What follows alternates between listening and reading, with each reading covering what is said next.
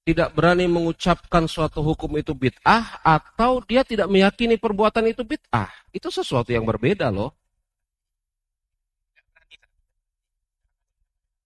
Ya, yang ingin saya katakan, ya, tidak berani mengucapkan bahwasanya perbuatan itu bid'ah, atau dia memang tidak meyakini perbuatan itu bid'ah. Itu sesuatu yang berbeda. Saya ingin gambarkan tasawurnya secara lengkap. Sebagian di antara penuntut ilmu mengikuti pendapat perbuatan tersebut adalah bid'ah. Betul?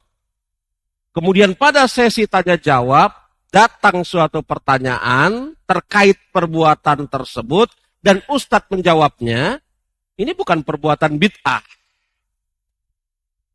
Maka sebagian penuntut ilmu yang berpendapat dan mengikuti pendapat perbuatan itu bid'ah menilai ustadz tersebut menyimpang, tidak berani menyampaikan kebenaran. Ini sesuatu yang berbeda. Maka mengatakan bahwasanya ustadz itu tidak berani mengatakan suatu perbuatan tersebut adalah perbuatan bid'ah, harus ditahqiq terlebih dahulu bagaimana pendapat dia. Ini yang pertama. Kalau ternyata betul pendapat dia perbuatan itu adalah perbuatan yang bid'ah, tapi dia tidak menyampaikannya dalam sesi tanya jawab misalnya begitu ya, maka jangan terburu-buru mengatakan sang ustadz takut.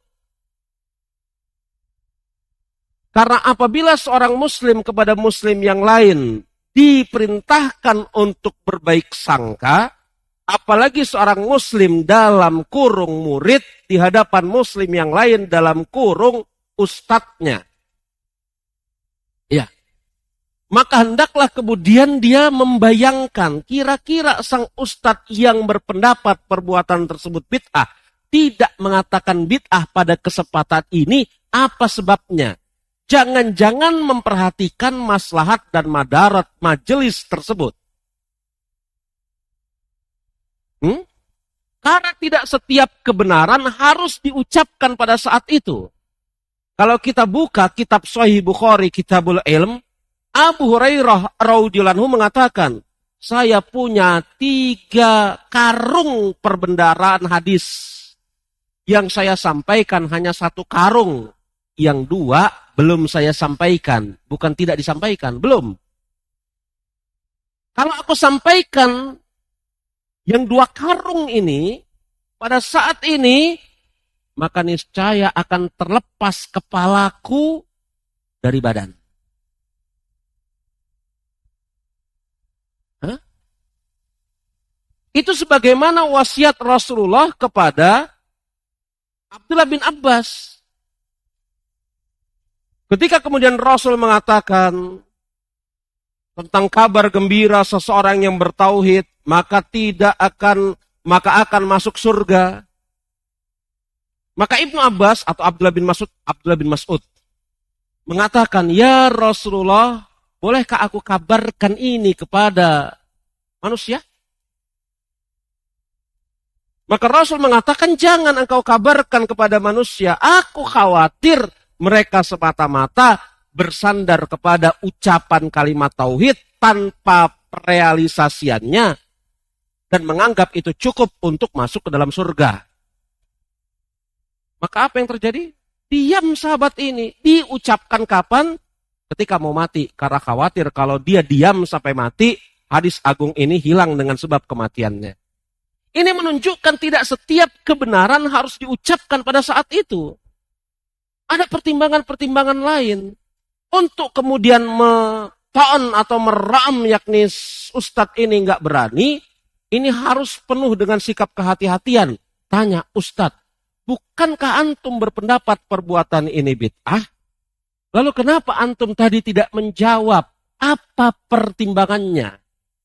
Ini lebih elegan untuk menghilangkan buruk sangka diri kita kepada sesama kaum muslimin. Ustadznya misalnya mengatakan begini, kalau aneh sebut ini, bahwasanya perbuatan itu bid'ah, aneh jawab, ini taklim kita ini berhenti selama-lamanya dari masjid ini. Itu yang antum harapkan?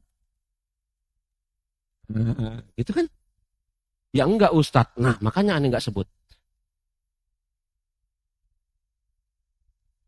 Makanya tidak berbanding lurus keberanian dalam menjawab, begitu ya, dengan yang namanya kesabatan, kekokohan di dalam manhaj.